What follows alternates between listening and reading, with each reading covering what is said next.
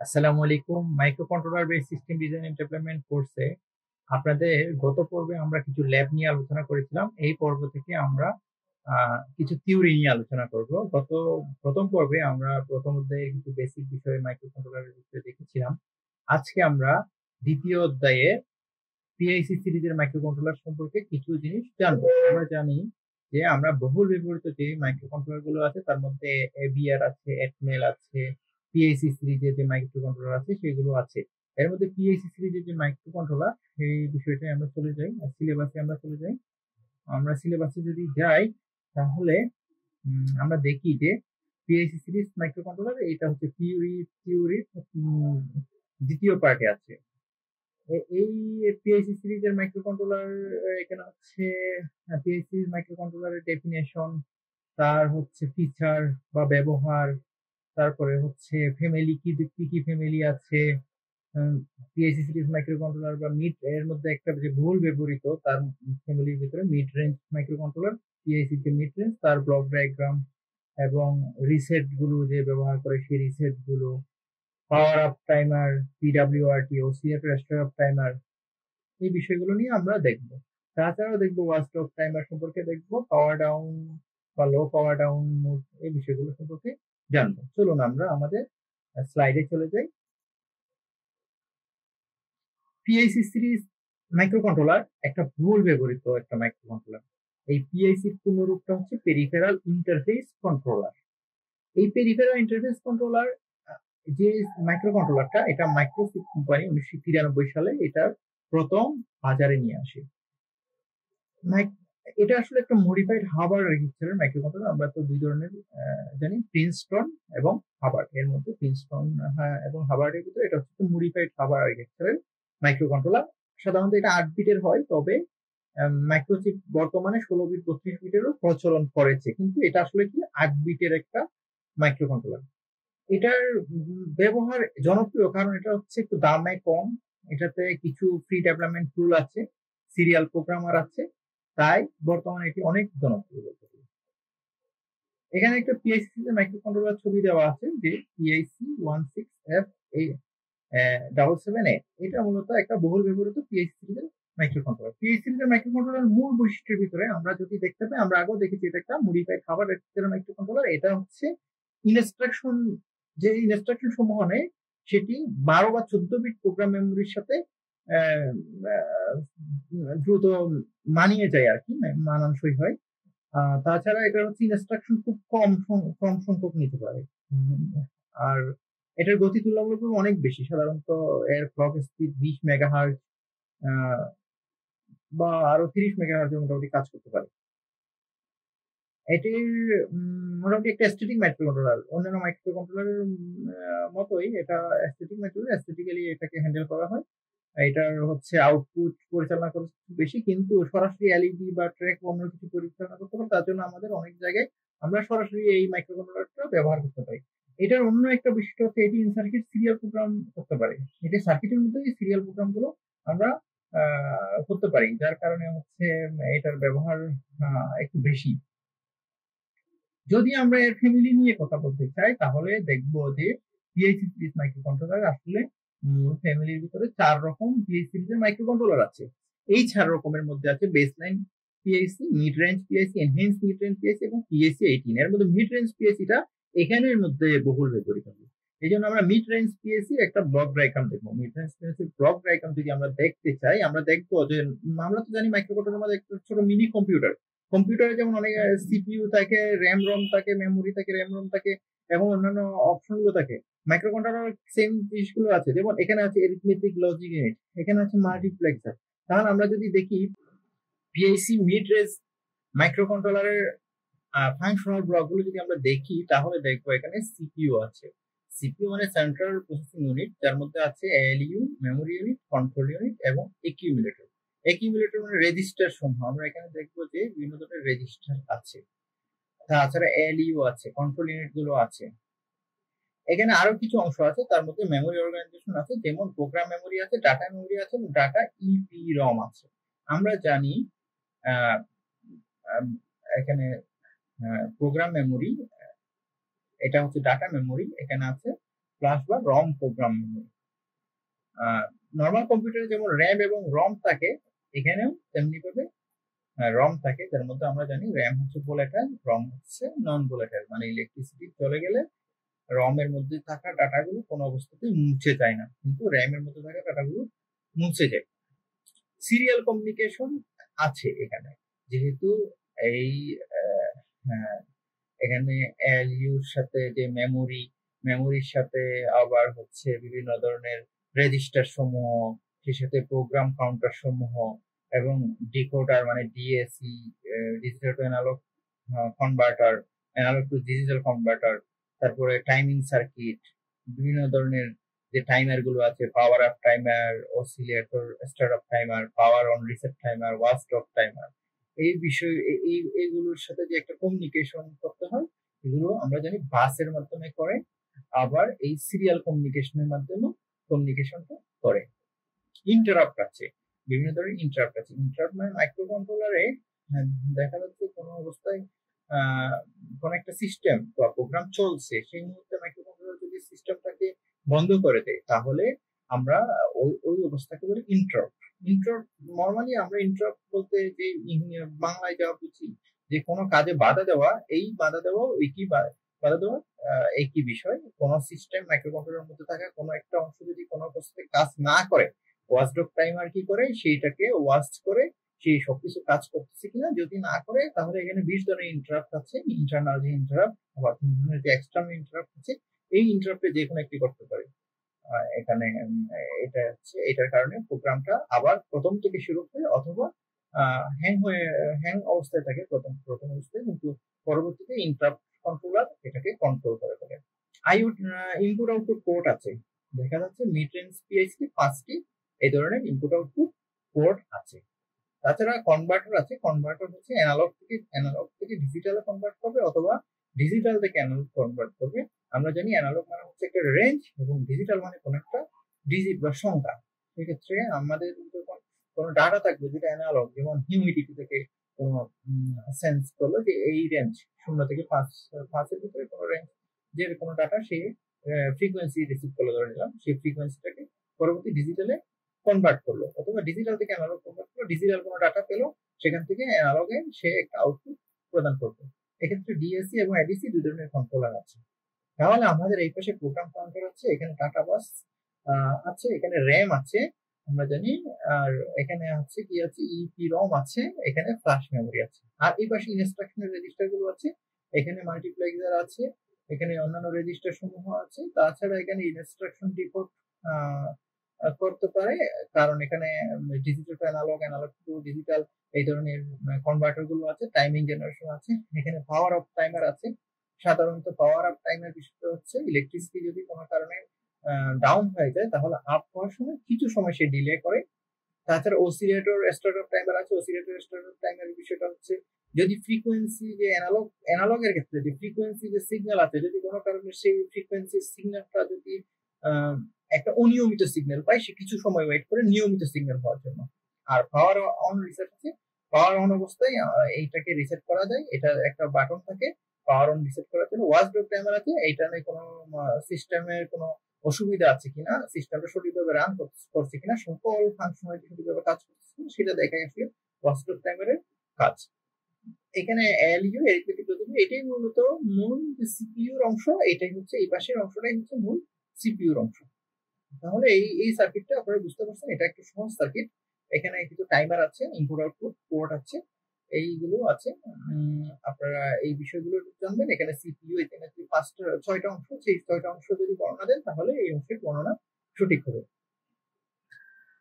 তাহলে আমরা তো আগেই জেনেছি এখানে 3 ধরনের মেমোরি আছে, প্রোগ্রাম মেমোরি, ডাটা মেমোরি আর ডাটা ইপিরম। যে এখানে আছে ডাটা ইপিরম, রম, প্রোগ্রাম মেমোরি, এখানে প্রোগ্রাম মেমোরি আছে, ডাটা মেমোরি আছে, এখানে আছে।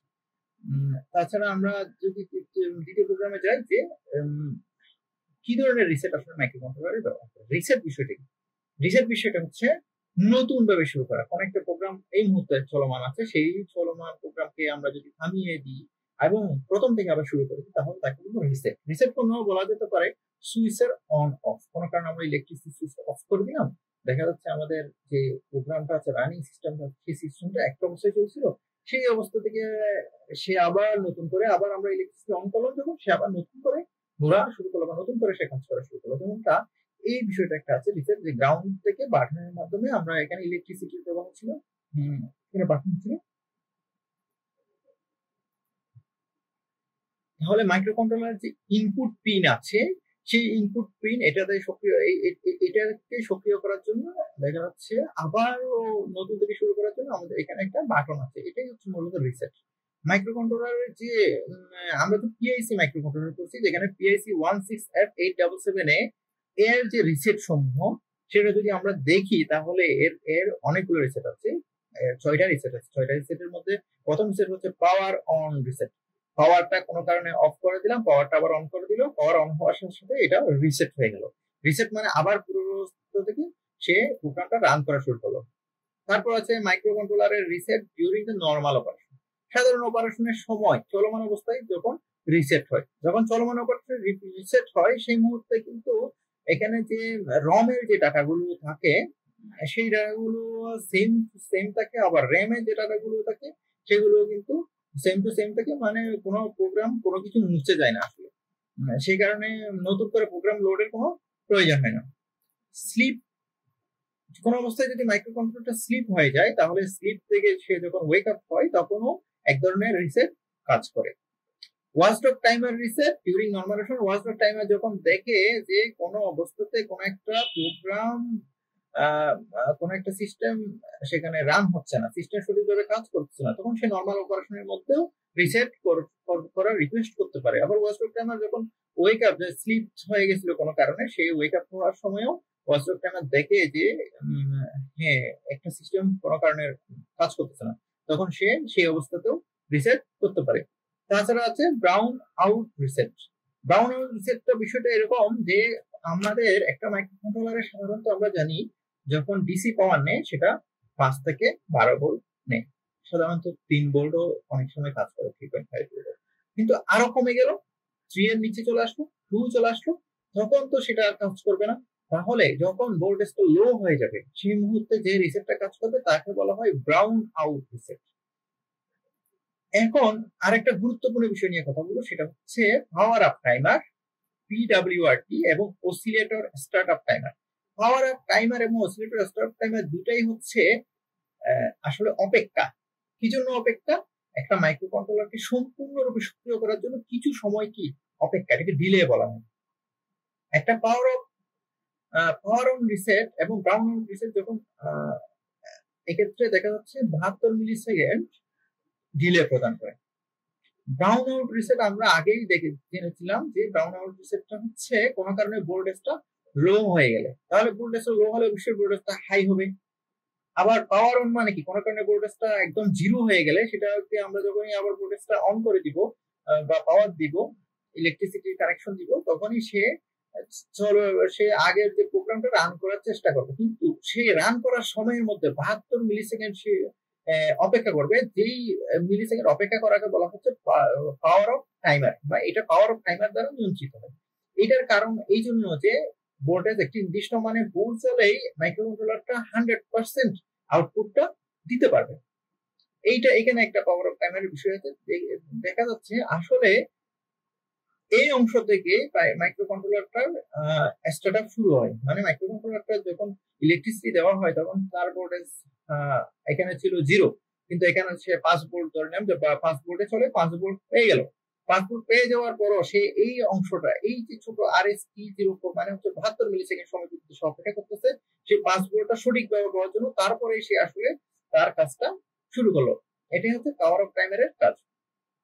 অসিলেটর স্টার্টার টাইমার হচ্ছে পাওয়ার অফ টাইমারের মতোই, সে কিছুক্ষণ ডিলে করে, কারণ যখনই মাইক্রোকন্ট্রোলারের মডিউলে যে ক্রিস্টাল অসিলেটরটা আছে সেই ক্রিস্টাল অসিলেটরের ফ্রিকোয়েন্সি মানে কম্পাঙ্ক মাঝে মাঝে অস্থিতিশীল থাকতে পারে। মানে অস্থিতিশীল বলতে বোঝাচ্ছে, আপনারা যদি এখানে একটু খেয়াল করেন দেখবেন এই ফ্রিকোয়েন্সিটা এই পাশে কম, এই পাশে আসছে বেশি আসছে, কিন্তু এখানে এসে ফ্রিকোয়েন্সিটা কিন্তু বেশি ওঠানামা করে নাই। এখানে 0 ভোল্ট যদি হয়, এখানে 5 ভোল্ট পিক, এখানে পিক মানে হচ্ছে হাইটা আর কি, হাই হচ্ছে পিক হচ্ছে 5 ভোল্ট এবং লোটা হচ্ছে 0 ভোল্ট বা -5 ভোল্ট। তাহলে +5 ভোল্ট থেকে -5 ভোল্ট পর্যন্ত সেই পিকটা ওঠানামা করছে, তার মানে এটা একটা রেগুলার ফ্রিকোয়েন্সি। কিন্তু এখানে একটা রেগুলার ফ্রিকোয়েন্সি নাই। অসিলেটর স্টপ টাইমারের কাজ হচ্ছে যতক্ষণ পর্যন্ত সে রেগুলার ফ্রিকোয়েন্সি আসেনি ততক্ষণ পর্যন্ত অপেক্ষা করানো, তারপরে যদি মাইক্রোকন্ট্রোলার কাজ করে মাইক্রোকন্ট্রোলার সর্বোচ্চ আউটপুট দিবে। এটাই হচ্ছে অসিলেটর স্টপ টাইমারের কাজ। আমরা তো অসিলোস্কোপ সবাই দেখেছি, অসিলোস্কোপের কাজ হচ্ছে ফ্রিকোয়েন্সিটা ধরা। যে কোনো অবস্থাতে আমরা যখন কোনো কিছুকে কানেক্ট করি পজিটিভ নেগেটিভ, তখন আমরা ফ্রিকোয়েন্সি আসলে দেখতে পাই অসিলোস্কোপের মতো। আর এই অসিলেটর এবং অসিলোস্কোপ দুইটা আসলে বিষয়টা একই, এরা ফ্রিকোয়েন্সি নিয়ে কাজ করে। এখন যদি আসি যে ইন্টারাপ্ট, বিভিন্ন ধরনের ইন্টারাপ্ট সোর্স বা ইন্টারাপ্টের উৎস সম্পর্কে যদি আমরা কথা বলতে চাই, তাহলে আমাদেরকে বলতে হবে ইন্টারাপ্ট কত ধরনের আছে। ইন্টারাপ্ট মানে আমরা জানি যে প্রোগ্রামের স্বাভাবিক কাজকে যারা বাধাগ্রস্ত করে তারাই হলো ইন্টারাপ্ট। ইন্টারাপ্ট হচ্ছে দুই ধরনের ইন্টারাপ্ট সাধারণত, একটা হচ্ছে হার্ডওয়্যার ইন্টারাপ্ট আর একটা হচ্ছে সফটওয়্যার ইন্টারাপ্ট। মানে হার্ডওয়্যারের কারণে যদি কোনো কারণে প্রোগ্রামটা বাধাগ্রস্ত হয়, প্রোগ্রামটা রান করা বা এক্সিকিউশন বাধাগ্রস্ত হয়, তাকে বলে হার্ডওয়্যার ইন্টারাপ্ট। আর সফটওয়্যারের কারণে যদি কোনো কারণে প্রোগ্রাম রান করা বাধাগ্রস্ত হয়, তখন তাকে বলবো সফটওয়্যার ইন্টারাপ্ট। কিন্তু হার্ডওয়্যার হ্যাং হয়ে যাওয়া বাংলায় যদি বলি, আর সফটওয়্যার কোনো কারণে হ্যাং হয়ে যাওয়া বা হ্যাং করা, এটাই হচ্ছে ইন্টারাপ্ট। এক্ষেত্রে এটা মার্কসেবল আবার নন মার্কসেবল হতে পারে। নন মার্কসেবল মানে হচ্ছে দেখা যাচ্ছে হার্ডওয়্যারটা রিস্টার্ট করলো, সেইটার ক্ষেত্রে এটা হার্ডওয়্যারটা আবার আপ হয়ে গেল, ঠিক হয়ে গেল। আবার হার্ডওয়্যারটা রিস্টার্ট করার পরও এই জিনিসটা ঠিক হলো না, তখন হার্ডওয়্যারটা পরিবর্তনের প্রয়োজন হলো। তাহলে ইন্টারাপ্ট হচ্ছে এক্সটার্নাল, ইন্টারনাল। এক্সটার্নাল বাইরে থেকে দেওয়া হয়, হাই থেকে লো উভয় পালসের ক্ষেত্রে কি এক্সটার্নাল ইন্টারাপ্টটা কাজ করে। আবার ইন্টারনাল যে ইন্টারাপ্ট, সেটা আসলে সফটওয়্যার ইন্টারাপ্ট করছে, এটা আসলে ভিতরে উৎপন্ন হয়। আমরা যদি এইটাই হচ্ছে মূলত ইন্টারাপ্টের বিষয়। ইন্টারাপ্টের অনেক বিষয় থাকে, সবচেয়ে বড় বিষয় হচ্ছে ইন্টারাপ্ট হয় না এমন কোনো ডিভাইসই নাই। শুধু মাইক্রোকন্ট্রোলার হোক, কম্পিউটার হোক, যত কিছুই হোক, যত ধরনের প্রোগ্রামেবল ডিভাইস আছে সবগুলোতে আসলে ইন্টারাপ্ট হয়। কারণ আমরা জানি কোনো সিস্টেমই সারা জীবন সঠিকভাবে আউটপুট দিতে পারে না, তার কোনো না কোনো অংশ বাধাগ্রস্ত হতে পারে, কোনো না কোনো সঠিকভাবে কাজ না করতে পারে। সেক্ষেত্রে ইন্টারাপ্ট কন্ট্রোলার আছে। ইন্টারাপ্ট কন্ট্রোলার এই ইন্টারাপ্ট গুলোকে নিয়ন্ত্রণ করে এবং সিস্টেমটাকে যাতে সঠিকভাবে রান করতে পারে, যাতে কাজ করতে পারে, সেইভাবে সেই জন্য কাজ করে। এখানে আমরা এখন কথা বলবো ওয়াচডগ টাইমার নিয়ে। ওয়াচডগ টাইমার একটা গুরুত্বপূর্ণ প্রশ্ন। ওয়াচডগ টাইমার আসলে এমন একটা টাইমার যে মাইক্রোকন্ট্রোলারের যে প্রোগ্রাম গুলো আছে সেগুলোকে কোনো কারণে নিয়ন্ত্রণের বাইরে চলে গেলে বা কাজ করা বন্ধ করে দিচ্ছে কিনা সেই বিষয়টা পর্যবেক্ষণ করে। এই বিষয়টা পর্যবেক্ষণ করার একমাত্র উদ্দেশ্য হচ্ছে মাইক্রোকন্ট্রোলারটা সঠিকভাবে কাজ করছে কিনা সেটাই দেখা। যেমনটা হচ্ছে এখানে যদি একটা চিত্র আছে, যে এই একটা ডগের মতো একটা চিত্র, সে বলছে এই মাইক্রোকন্ট্রোলারটা কাজ করছে কিনা সে একদম খুব নিবিড় পর্যবেক্ষণ করছে। যখনই দেখা যাচ্ছে সে মাইক্রোকন্ট্রোলারটা কোনো কারণে কাজ করা করে দিচ্ছে, তো 5 মিনিট পাস করলে হ্যাঁ 5 মিনিট হয়ে গেছে সেই মাইক্রোকন্ট্রোলারটা কাজ করা বন্ধ করছে, তাহলে রিসেট করা হবে। তাহলে সে তাড়াতাড়ি রিসেট করার একটা কথা বললো। দেখুন টাইম আউট পিরিয়ড সে বলে দিচ্ছে যে 5 মিনিট হচ্ছে টাইম আউট পিরিয়ড। মানে ওয়াচডগ টাইমার এমন ভাবে ওয়াচ করতেছে যদি কোনো কারণে 5 মিনিটের বেশি সময় ধরে একটা জিনিসের আউটপুট সে না পায়, তখন সে কি করে দিল, তাকে রিসেট করার একটা নতুন করে রিকোয়েস্ট পাঠিয়ে দিল, এর মাধ্যমে সে রিসেট করলো। The watchdog timer send A reset signal two microcontroller. Reset করার জন্য একটা সিগন্যাল পাঠালো। It does not receive a response within the set time period. মানে যতক্ষণ টাইম পিরিয়ড আসলে সেট করা হবে, সেখানে আপনার যে 5 মিনিট সেট করা হবে তেমন না, 5 মিলি সেকেন্ড সেট করা যেতে পারে, কিন্তু 5 মিলি সেকেন্ড আসলে সেট করা হয় না, 1 মিনিট বা 2 মিনিট এরকম সেট করা হয়। একটু বড় ধরনের টাইম সেট করা হয়, কারণ কোন একটা প্রোগ্রাম অনেক সময় রান হচ্ছে না, ঠিক আছে, কিন্তু একটু সময় পরে আবার রান হতেই পারে, একটু সময় অপেক্ষা করে। মাইক্রোকন্ট্রোলারের একদম সর্বশেষ প্রশ্ন, পাওয়ার ডাউন বা লো পাওয়ার মোড। লো পাওয়ার মোড আর কিছুই না, আমরা তো আগেই জেনেছি যে মাইক্রোকন্ট্রোলারের যে ডাউন যে বিষয়টা আছে সেটা হচ্ছে কি মাইক্রোকন্ট্রোলার কোনো কারণে যদি পাওয়ারটা লো হয়ে যায় তাহলে সে আর কাজ করা বন্ধ করে দেয়। মোটামুটি সে কাজ করা বন্ধ করে দেয়, তখন সে তার স্লিপ অবস্থায় চলে যায়।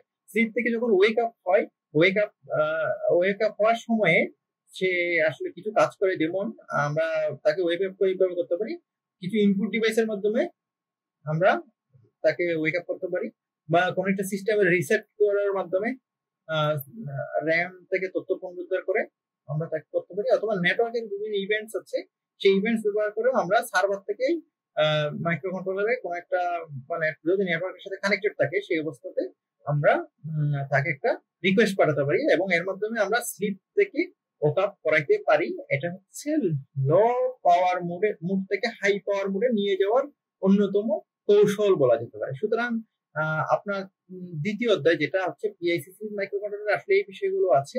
আরো কিছু যদি এক্সটার্নাল বিষয় আমরা যদি দেখতে চাই তাহলে আমরা চলে যাই পিআইসি সিরিজ মাইক্রো কন্ট্রোলারের এই বিষয়গুলোতে চলে যাই। এখানে একটু কয়েকটা জিনিস দেখি।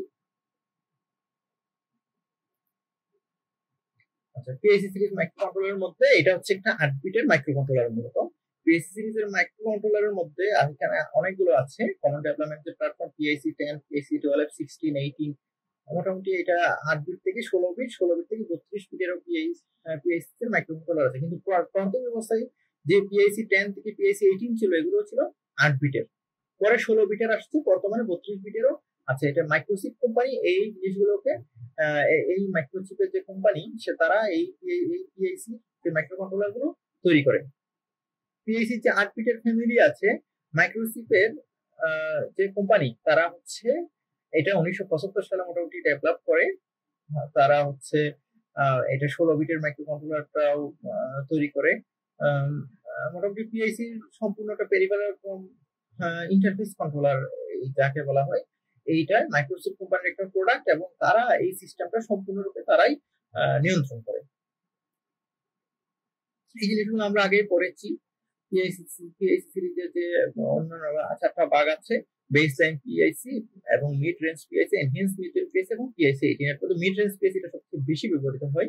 এটা যদি আমরা দেখি তাদের যে একটা পার্থক্য আছে সেই বিষয়টা যদি আমরা দেখি, বেসলাইন পিআইসি এর ক্ষেত্রে দেখা যাচ্ছে এটা দ্য লিস্ট কমপ্লেক্স, এটা কমপ্লেক্সিটির ক্ষেত্রে সবচেয়ে কম কমপ্লেক্সিটি রয়েছে, 12 বিটের মাত্র ইনস্ট্রাকশন নিতে পারে। সেটার সিটটা খুবই স্মল, সেটা এভেলেবল হচ্ছে 6 থেকে 40 পিন প্যাকেজিং এর ক্ষেত্রে এটা এভেলেবল। এটা হচ্ছে ট্রেডিশনাল আইসি দ্বারাও রিপ্লেস করা যেতে পারে, লজিক গেট দ্বারাও রিপ্লেস করা যেতে পারে, লজিক গেট দ্বারা সে তৈরি করা যেতে পারে। সেটা যদি আমরা দ্বিতীয়টা দেখি যে মিড রেঞ্জ পিআইসি যেটা আছে এটা খুবই গুরুত্বপূর্ণ। এটা স্মল প্যাকেজ প্রত্যেক আছে, এটাতে 14 বিট ইনস্ট্রাকশন, আগেরটা তো 12 বিট, এটা 20 মেগাহার্জ কিন্তু মানে মোটামুটি গতিটা অনেক ভালোই।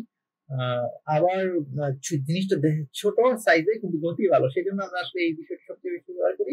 পিআইসি 12, পিআইসি 16 ফ্যামিলি এর মধ্যে আসলে ইন্টিগ্রেটেড থাকে। এটার ফ্লাশ করা যেতে পারে বা মেমোরি একদম মুছে ফেলে আবার মেমোরি নতুন করে সেট আপ করা যেতে পারে, বা এই ধরনের একটা টেকনোলজিও এটার মধ্যে ছিল আছে, যার কারণে আমরা এই জিনিসটাও ব্যবহার করি। এনহ্যান্স যে মিড রেঞ্জ আছে সেটা আসলে মিড রেঞ্জের একটা এনহ্যান্স ভার্সন, এটা কিছু এডিশনাল পারফরমেন্স প্রোভাইড করে। আমাদের এটাতে ফ্ল্যাশ মেমোরিটা একটু বেশি আছে অন্যান্য সময়, আর এটার স্পিড আগের যে মিড রেঞ্জ আছে সেটার চেয়েও বেশি, যে হাই স্পিড আছে এটাতে হাই স্পিড আছে। এটার মাল্টিপল পেরিফেরাল আছে, আমরা যদি দেখি যে এটার ইউএসআরটি এসপিআই 12C ইত্যাদি আছে। পিআইসি যে আর্কিটেকচারের মধ্যে আমরা যদি দেখি যে 4 পিআইসি 18 যে সিরিজ আছে এটি 16 বিটের একটি ইনস্ট্রাকশন নিতে পারে।